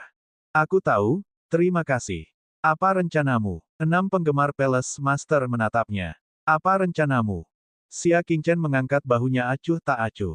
Karena aku sudah di sini, aku akan menerima keadaan apa adanya. Karena Raja Liang mengundangku ke sini, aku akan tinggal di neraka api penyucian selama beberapa hari. Beberapa hari, 6 penggemar Palace Lord yang sudah berpengalaman dalam hal usia, segera merasakan makna tersembunyi dalam kata-kata Xia Qingchen. Dia memiliki keyakinan untuk berhasil melarikan diri. Api penyucian hati adalah penjara nomor 1 di 3 alam. Kamu harus tinggal di sini dan menunggu perintah Pangeran Liang. 6 penggemar Palace Lord memperingatkan. Ekspresi wajah Xia Qingchen tidak berubah. Dia tidak tampak seperti berada di penjara, dia jelas ke sini untuk bertamasya. Seperti yang diharapkan, dia punya cara untuk pergi. 6 penggemar penguasa istana memimpin jalan dan membawanya ke tengah istana. Ada halaman yang luas di sana, dan di sampingnya adalah kantor penguasa istana. Dia mengeluarkan kunci dan memasukkannya ke dalam lubang di tengah halaman. Seketika, suara mekanisme terdengar. Tanah di tengah halaman terbelah, memperlihatkan permukaan batu hitam setebal 3 kaki. Ada lubang kunci di sana. 6 penggemar kepala istana mengeluarkan kunci lain dan membukanya. Permukaan batu itu juga terbelah ke samping, memperlihatkan permukaan batu abu-abu setebal 3 kaki. Masih ada lubang kunci di sana. Kepala istana ke-6 penggemar mengeluarkan kunci lain dan memisahkan permukaan batu abu-abu, memperlihatkan permukaan batu hitam setebal 3 kaki. Ada sebanyak 9 lapisan permukaan batu yang terbuat dari bahan yang berbeda, masing-masing setebal 3 kaki. Kepala istana, 6 penggemar, menyimpan 9 kunci dan berkata, setiap permukaan batu merupakan gerbang penjara api penyucian, dan semuanya terbuat dari bahan langka. Tanpa kuncinya, bahkan jika semua ahli di wilayah dingin mengumpulkan kekuatan mereka, mereka tidak akan bisa memecahkannya. Itulah sebabnya mengapa penjara ini dikenal sebagai penjara pertama di 3 alam. Ketika 9 pintu terbuka, cahaya merah menyala terlihat. Aliran udara yang tebal dan membakar menyembur keluar, dan anak tangga yang mengarah ke langit mencapai dasar. Ada total 100 sel di api penyucian hati. Kau seharusnya dikurung di salah satunya. Kepala istana mengeluarkan 6 kipas lilin aneh dengan bau kuno. Namun, Pangeran Liang hanya mengatakan bahwa dia akan memenjarakanmu di api penyucian hati, tetapi dia tidak mengatakan apakah kau akan dipenjara. Dia memasukkan lilin ke tangan Xia Qingchen dan berkata, karena kamu hanya berencana untuk tinggal selama beberapa hari sebelum pergi, kamu harus mengambil kesempatan ini untuk menyerap energi di jantung api penyucian dan meningkatkan kultivasimu. 6 penggemar penguasa istana pernah memberikan lilin ini kepada Xia Qingchen sebelumnya, dan dia menggunakannya untuk menuju penjara jantung api penyucian untuk berkultivasi. Api yang melahap hati itu menyala di api penyucian sepanjang tahun. Ia dapat melahap kultivasi para pendosa di api penyucian hati dan menghancurkan kultivasi mereka menjadi bentuk energi paling murni, yang kemudian akan hanyut ke api penyucian hati. Kadang-kadang, murid-murid luar biasa dari istana 6 penggemar akan memiliki kesempatan untuk pergi ke jantung api penyucian untuk menyerap energi. Setelah lilin ini dinyalakan, ia dapat mengusir api yang melahap hati dan menghindarkan kita dari rasa sakit karenanya. Xia Qingchen menerimanya. Dengan kata lain, Xia Qingchen tidak perlu dipenjara dan masih bisa bergerak bebas di jantung api penyucian. Kamu bisa berkultivasi di api penyucian hati, tetapi kamu harus menghindari pergi ke penjara pertama. Tidak, Master Istana 6 Kipas memperingatkan dengan sungguh-sungguh. Bahkan aku dilarang mendekati tempat itu. Dan suatu tempat yang bahkan 6 penggemar Palace Lord dilarang mendekatinya. Hati Xia Qingchen tergerak. Mungkinkah orang yang dipenjara di dalam adalah penguasa surga dari 100 tahun yang lalu? Kebencian surga Chen. Dia tidak terlalu peduli tentang hal itu. Sudah 100 tahun berlalu, dan tidak peduli seberapa kuat kultivasi pihak lain, setelah dilahap oleh api yang melahap hati selama 20 tahun, kultivasinya seharusnya jauh lebih lemah dari sebelumnya. Melihat dia tidak memperhatikan, ekspresi ke-6 kepala istana penggemar menjadi gelap, apalagi yang kamu tahu. Dikatakan bahwa 100 tahun yang lalu, kata Xia Qingchen. Kamu, sebagai penguasa istana dari istana 6 penggemar, membawa 10 ahli sekte untuk menangkapnya. Pada akhirnya, Anda terluka parah dan kelima ahli tewas dalam pertempuran untuk menangkapnya. 6 kepala istana penggemar memandang hati api penyucian dan bergumam, legenda mungkin tidak benar. Bab 1234, kecewa terus-menerus. Xia Qingchen bingung. Apakah ini palsu? Mengapa mereka membuat legenda palsu? Siapa yang membuatnya? Apa tujuan mereka? Memang benar aku hampir mati. 6 penggemar kepala istana mengangkat kerah bajunya, memperlihatkan bekas telapak tangan berwarna merah tua yang penuh bekas luka. Jejak telapak tangannya berbentuk cekung. Jika lebih dalam lagi, hatinya pasti hancur. Tetapi orang yang menangkap pejabat kebencian surgawi bukanlah aku, melainkan Pangeran Liang sendiri. 6 penggemar penguasa istana mengungkapkan rahasia sebenarnya yang hanya diketahui sedikit orang. Yang pergi bersama kita bukanlah 10 pakar teratas dari 6 penggemar Palace, tetapi 10 Palace Master. Ekspresi wajah Xia Qingchen tak dapat dipungkiri berubah. Seorang ahli yang hanya bisa ditangkap oleh Pangeran Liang dan 10 penguasa istana. Seberapa mengerikan kekuatannya. Selain itu, kejadian itu tidak terjadi 100 tahun yang lalu. Itu terjadi 20 tahun yang lalu. Itu benar, kata kepala istana 6 penggemar perlahan. Basis kultivasi pejabat kebencian surga itu tidak banyak berkurang. Xia Qingchen menjadi lebih berhati-hati. Jika tidak perlu, lebih baik tidak pergi ke penjara nomor 1. Terima kasih atas pengingatnya. Xia Qingchen mengepalkan tangannya dan mengikuti tangga, memasuki api penyucian yang legendaris. Saat 9 pintu batu di atas kepalanya tertutup satu demi satu, Xia Qingchen benar-benar tenggelam ke dalam dunia merah menyala. Sejauh matanya memandang, yang terlihat hanyalah lautan lava yang luas. Ada 100 pulau kecil yang mengapung di atas lava. Setiap pulau memiliki sangkar. Itulah penjara tempat para penjahat paling kejam ditahan. Ada tangga yang menghubungkan pulau-pulau yang berbeda. Xia Qingchen melompat dan mendarat di pulau pertama. Saat itu juga, ia menyadari ada api samar di udara yang mencoba memasuki tubuhnya. Api itu seharusnya adalah api yang melahap hati. Xia Qingchen segera menyalakan lilin dan meletakkannya di dalam lentera, sambil merasakan sekelilingnya. Kandang di pulau ini kosong, jadi tidak ada jejak energi murni di dekatnya. Dia tidak punya pilihan selain mengikuti tangga yang lebih dalam. Baru setelah mencapai sel 80 ia akhirnya merasakan jejak kekuatan. Namun, kekuatan itu terlalu lemah. Kekuatan itu mungkin menarik bagi bintang-bintang kecil, tetapi tidak berguna baginya. Dia bergerak maju lagi hingga mencapai sel 10. Kekuatan tempat ini masih bisa dianggap layak, tetapi masih sulit bagi Xia Qingchen untuk merasa puas. Apakah ada yang mengambil kekuatannya? Xia Qingchen sedikit mengernyit. Menurut pemahamannya, sudah 10 tahun sejak seorang murid dari Istana 6 Kipas memasuki tempat ini. Kekuatan yang terkumpul pasti sangat luar biasa. Ketika sampai di sel 2, alis Xia Qingchen berkerut dalam. Kekuatan tempat ini tidak lebih baik daripada sel 10. Seseorang pasti telah mengambil alih kekuasaan itu. Sudah bertahun-tahun berlalu. Tuan Istana 6 Penggemar, kau masih membiarkan muridmu berkultivasi. Apakah kau tidak belajar dari kesalahanmu? Tiba-tiba, dia mendengar suara yang dekat dengan telinganya. Xia Qingchen tiba-tiba menoleh, tetapi tidak ada seorang pun di belakangnya. Hanya ada sebuah pulau kecil 10 mil jauhnya. Pulau kecil ini adalah area terlarang dari penjara jantung api penyucian nomor 1. Dia memfokuskan pandangannya ke pulau itu dan samar-samar melihat sebuah sangkar di tengah sel 1. Kau yang bicara padaku? Xia Qingchen bertanya. Apa lagi? Suara itu kembali terdengar di telinganya. Xia Qingchen sedikit terkejut. Jarak mereka hanya 10 mil, tetapi terlepas dari apakah dia mengirimkan atau mendengar suara itu, rasanya seolah-olah suara itu ada di depan matanya. Panca indera orang ini sudah melampaui jangkauan orang biasa. Kultivasinya sangat mendalam sehingga dia mungkin tidak lebih lemah dari permaisuri iblis wanita. 20 tahun telah berlalu, dan kultivasimu masih sangat tinggi. Kekuatanmu bahkan lebih kuat dari legenda. Xia Qingchen berkomentar dengan santai. Pada saat ini, dia masih sangat kuat. Pada puncaknya, dia mungkin tidak lebih lemah dari Kaisar Iblis. Hehe, kamu masih belum merasakan tempat di mana aku kuat. Pria itu tersenyum misterius. Kemudian, gelombang suara yang sangat memekakkan telinga menyapu dari pulau itu. Udara di dekatnya dan lava di bawahnya semuanya terguncang hingga meledak. Semua tahanan di sel 10 menjerit kesakitan. Tahanan nomor 2 hingga 9 semuanya adalah sosok perkasa yang tak tertandingi dengan kekuatan yang luar biasa. Mereka sudah kesakitan, apalagi hanya murid Istana 6 Kipas.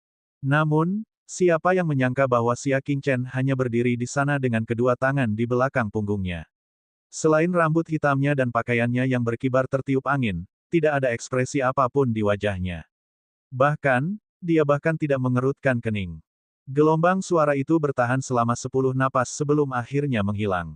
Xia Qingchen berkata dengan acuh tak acuh, ini tempat di mana kamu paling kuat. Sejujurnya, ini cukup membosankan. Gelombang suara itu sebenarnya adalah serangan spiritual. 6 penggemar kepala istana memperingatkannya untuk tidak mendekati penjara nomor 1, mungkin karena sekelompok murid telah menderita serangan mentalnya. Siapa kamu? Suara lelaki tua itu terdengar sedikit terkejut. Bahkan pengawas bulan tengah yang telah mengawasinya tidak dapat menahan serangan spiritualnya, tetapi pemuda biasa ini benar-benar dapat menghadapinya dengan tenang. Xia Qingchen bahkan tidak menoleh dan berkata dengan tenang, sama sepertimu, seorang tahanan api penyucian. Hanya saja aku populer, jadi aku tidak perlu tinggal di dalam sangkar sepertimu. Seorang tahanan. Orang tua itu segera berkata, tunggu sebentar. Aku mengira kamu adalah seseorang dari Istana Enam Kipas, jadi aku menyerangmu. Apakah ada perbedaan? Xia Qingchen berkata dengan acuh tak acuh. Orang tua itu tersenyum misterius, tentu saja. Satu-satunya perbedaan adalah pulau tempatku berada telah mengumpulkan kekuatan selama 20 tahun. Karena kamu sesama kultivator, kamu dapat mengambil semuanya. Oh, Xia Qingchen berpikir sejenak dan melangkah ke tangga. Seperti yang diduga, dia merasakan energi yang kuat dan luar biasa saat dia sudah setengah jalan. Bahkan jika dia menarik napas ringan, kultivasinya yang baru dikonsolidasikan pada 7 indera dari posisi astral utama akan meningkat. Jika mereka menginjakkan kaki di pulau itu, kekuatan di sana akan begitu padat hingga tidak terbayangkan. Kekuatan di tempat lain telah diserap secara diam-diam oleh para penjaga setempat, kata lelaki tua itu dengan nada menggoda. Dia tidak berani menginjakkan kaki di pulauku. Tidak heran, Xia Qingchen merasa aneh. Mengapa energi yang melayang di tempat ini begitu lemah? Jadi ternyata ada seseorang yang menggelapkannya. Datanglah ke pulauku. Cukup bagimu untuk menyerap kekuatan yang tak terbatas. Lelaki tua itu terus menggodanya. Xia Qingchen berdiri di tangga dan tidak melangkah lebih jauh. Mengapa kamu membujukku ke pulau itu? Mari kita perjelas dulu. Orang tua itu tertawa. Aku mengizinkanmu ke pulau itu karena aku ingin membuat kesepakatan denganmu. Apakah menurutmu aku menginginkan sesuatu darimu? Mari kita dengarkan dulu. Xia Qingchen berbicara dengan santai. Senyum lelaki tua itu memudar, dan matanya menyipit. Jika kau membiarkanku pergi, aku akan mengajarimu teknik yang tak tertandingi. Dia adalah Chen, pahlawan tak tertandingi yang telah mendominasi dunia 20 tahun lalu. Kekuatannya luar biasa dan langka di dunia fana. Ia yakin bahwa siapapun akan tergoda. Aku tidak tertarik, Xia Qingchen langsung menolaknya. Namun, dia tetap melangkah ke pulau kecil itu. Seperti yang diduga, listrik di pulau itu begitu padat hingga menyesakkan. Energi itu berubah menjadi kabut putih yang menyelimuti seluruh pulau. Xia Qingchen berjalan ke kandang itu dengan kedua tangan di belakang punggungnya. Kandang itu lebarnya 300 meter dan terbuat dari logam yang tidak diketahui. Bagian dalamnya benar-benar hitam. Dia mengangkat lentera itu dan menyinarinya ke dalam. Dia melihat seseorang tergantung di kandang yang gelap. Anggota tubuhnya, pinggang, dan dadanya diikat erat oleh rantai setebal lengan, menggantungnya di udara di dalam sangkar. Selain kepalanya, seluruh tubuhnya terikat dan dia tidak bisa bergerak sama sekali.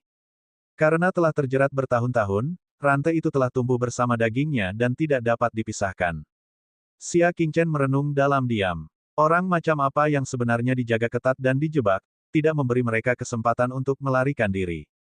Jadi, ini boneka kecil. Alis abu-abu hentian Chen sedikit terangkat karena kecewa. Bab 1235, terobosan lain. Berbeda dengan pendengarannya yang sensitif, matanya berwarna abu-abu gelap. Jelas bahwa matanya telah terluka dan penglihatannya rusak parah. Itulah sebabnya dia bisa melihat penampilan Xia Qingchen dengan jelas dari jarak sedekat itu. Ia mengira hanya ahli yang tak tertandingi yang mampu menahan serangan spiritualnya dan mungkin menyelamatkannya, tetapi hasilnya mengecewakan. Ada apa dengan boneka kecil itu? Xia Qingchen memegang pedang Dayan dan mengiris sangkar itu dengan kecepatan kilat. Kartu runtuh. Yang membuat pupil mata Chen yang penuh kebencian surgawi mengerut adalah saat 8 jeruji sangkar yang terbuat dari logam tak dikenal itu langsung terputus, menampakkan lorong selebar seseorang. Xia Qingchen memegang gagang pedangnya dan berjalan dengan tenang ke dalam sangkar. Dia menatap Chen yang membenci surga dengan acuh tak acuh, yang tergantung di udara. Kau ingin aku menyelamatkanmu? Mata Chen dipenuhi dengan keterkejutan. Pedang macam apa yang begitu tajam? Penjara tempat dia dipenjara dibuat oleh Pangeran Liang menggunakan sisa bahan pedang naga milik Wang Kuan, dan bisa dikatakan sebagai sel terkuat di dunia. Pada akhirnya, pedang darah misterius di tangannya patah. Ketika dia sadar kembali, mata tua Chen yang dipenuhi kebencian surgawi dipenuhi dengan kegembiraan yang tak disembunyikan. Tentu saja. Kalau pedang itu dapat memotong sangkar, maka pedang itu juga dapat memotong rantai di badan. Apa alasannya? Xia Qingchen tidak terlalu memikirkannya. Mengapa saya harus membebaskan seseorang yang telah melakukan kejahatan yang sangat keji? Tanyanya. Begitu dia selesai berbicara, kegembiraan dalam kebencian surgawi di mata Chen memudar dan digantikan dengan rasa dingin. Anak kecil, bahkan jika aku membutuhkan bantuanmu, aku tidak akan membiarkanmu memfitnahku. Chen, sang kebencian surga, mencibir, aku telah menjalani seluruh hidupku, kapan aku pernah berbuat dosa? Jika kau ingin bertanya apakah aku membunuh seseorang, aku memang melakukannya. Jumlahnya tidak sedikit, setidaknya 8.000. Chen yang membenci surga mengangkat kepalanya tinggi-tinggi, harga dirinya membumbung tinggi ke surga.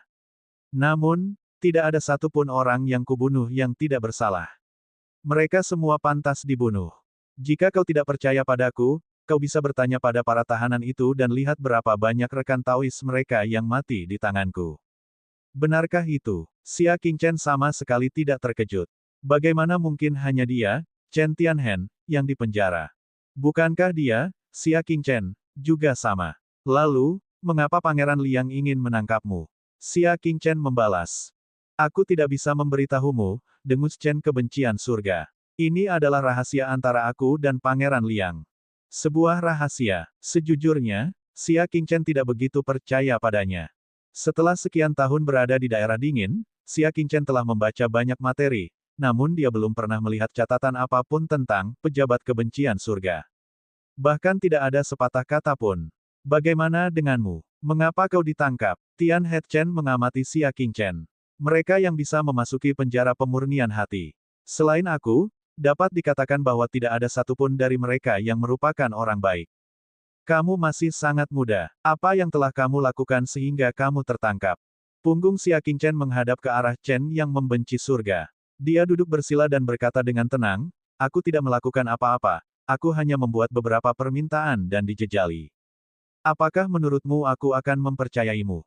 Xia Qingchen tersenyum dan memejamkan matanya. Dia mulai menggerakkan teknik kultivasinya secara diam-diam, menyerap energi di tempat ini untuk berkultivasi. Hei, kenapa kau mulai berkultivasi? Bukankah kau datang untuk membicarakan penyelamatanku? Tidak, lalu mengapa kamu memotong kandang itu? Aku lebih kuat saat dekat denganmu. Hei, hei, hei. Tidak bisakah kau setidaknya memberiku sedikit wajah? Pengawas bulan tengah itu bersembunyi jauh darinya. Namun, Xia Qingchen bertindak baik, dia benar-benar memotong kandang dan berlari ke arahnya untuk berkultivasi. Ini termasuk penindasan karena tangan dan kakinya diikat dan dia tidak bisa disakiti. Hei, katakan sesuatu. Berhentilah berkultivasi dan ceritakan padaku tentang situasi di luar. Cepatlah dan katakan sesuatu. Aku sudah kesepian selama puluhan tahun tanpa ada yang bisa kuajak bicara.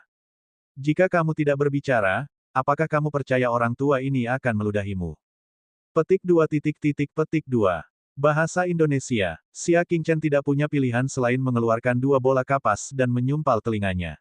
Setelah itu, tidak peduli seberapa besar kebencian surga terhadap Chen berjuang di belakangnya, dia mulai berkultivasi seolah-olah tidak ada orang lain di sekitarnya. Beberapa hari berlalu, dan kekuatan dalam tubuh Xia Qingchen telah berkembang hingga batasnya. Dia membuka matanya lebar-lebar dan segera mengarahkan kekuatan dalam tubuhnya untuk menerobos kemacetan itu. Tidak lama kemudian, mata air bintang di perutnya mengembang lagi, dan mata air bintang yang tak terhitung jumlahnya menyembur keluar. Kekuatan bintang di tubuhnya 2 kali lebih kuat dari sebelumnya. Dia telah berhasil menembus 8 indera tingkat astral utama. Sudah kurang dari setengah bulan sejak dia menembus 7 indera tingkat astral utama. Dan dia telah menyerap kurang dari sepertiga kekuatan di pulau itu. Jika dia terus berkultivasi, dia pasti bisa menerobos ke tingkat berikutnya dalam beberapa hari dan mencapai 9 indera di alam astral utama. Akan tetapi, hal itu akan menyebabkan fondasi menjadi tidak stabil. Terobosan ke posisi bulan yang lebih rendah memiliki persyaratan yang sangat tinggi untuk fondasinya. Jika dia serakah akan kecepatan sesaat dan menyebabkan masalah dalam terobosan alam utama, maka kerugiannya akan lebih besar daripada keuntungannya. Tentu saja, pasukan yang tersisa di pulau itu tidak bisa disia-siakan. Dia mengeluarkan tungku dan sejumlah bahan di tempat untuk memurnikan ramuan itu. Selama proses pemurnian, semua energi di dekatnya diserap sepenuhnya oleh kekuatan obat. Pada akhirnya, pil pun terbentuk, dan dua ramuan roh semu yang menyerupai kristal muncul di tungku. Dia tidak punya pilihan lain, dia hanya bisa menyerap energi ini melalui alkimia dan memberikannya kepada Grudge dan Lian Xing untuk mereka konsumsi. Setelah melakukan segalanya, Xia Qingchen mengeluarkan kapas tersebut. Kebencian surgawi pertanyaan-pertanyaan Chen yang tak ada habisnya segera memasuki telinganya. Saya pikir kamu akan terus berkultivasi. Setidaknya kamu memiliki kesadaran diri. Nak, kau seorang guru spiritual. Apa yang ia racik adalah obat-obatan spiritual. Apakah semudah itu untuk menjadi seorang alkemis Grandmaster? Kau bisa menjadi seorang alkemis Grandmaster. Pedangmu itu, kau benar-benar menyempurnakannya sendiri, kan? Kau juga seorang guru spiritual. Ini tidak benar. Bagaimana kau masih punya energi untuk meningkatkan basis kultivasimu jika kau punya banyak pekerjaan? Titik-titik. Sudut bibir Xia Qingchen berkedut. Dia berbalik dan menatapnya. Aku tahu mengapa Pangeran Liang mengurungmu. Itu karena dia juga memiliki keinginan untuk membungkam pejabat kebencian surgawi selamanya. Dia terlalu banyak bicara. Kalau begitu, sudah lama sekali kita tidak bertemu orang yang masih hidup, kan? Dulu, aku, Chen Tianjiao, juga seorang pria tampan yang tidak banyak bicara. Seru Chen Tianjiao. Xia Qingchen berdiri dan berjalan keluar dari kandang. Oh, jadi sudah selesai. Aku pamit dulu. Tidak ada lagi energi yang bisa diserap di sini, jadi apa gunanya tinggal di sini? Kau akan pergi. Hehe, Chen Tianjiao terkekeh, aku berjanji padamu, kau akan kembali. Begitukah? Xia Qingchen berkata dengan acuh tak acuh. Aku punya kabar buruk untukmu. Chen, yang membenci surga, tersenyum tipis, pengawas telah kembali saat kamu sedang menyendiri. Dia telah mengawasiku dari pulau nomor 2. Saat kau meninggalkan pulauku, dia akan segera menemukanmu. Aku yakin bahwa keenam penggemar Palace Lord tidak akan membiarkanmu berjalan bebas di jantung api penyucian, bukan? Petik 2. Hah, penjaga, Xia Qingchen tak kuasa menahan diri untuk berhenti. Nak, sudah waktunya bicara soal kerja sama. Biarkan aku pergi dan aku akan membawamu keluar dari jantung api penyucian. Chen Tianhu jelas yakin bahwa dia telah menguasai Xia Qingchen. Namun siapa sangka Xia Qingchen akan bersandar di sisi kandang dengan tenang. Tidak perlu, anak buahku akan segera bertindak. Hahaha, apa kau mencoba mengatakan bahwa orang-orangmu dapat menembus api penyucian? Berhentilah melamun. Pejabat Heaven Head tertawa, bahkan 10 master istana tidak dapat menembusnya. Ekspresi Xia Qingchen tampak tenang saat dia berkata dengan acuh tak acuh, bagaimana kau tahu bahwa gabungan bawahanku tidak sebaik 10 master istana?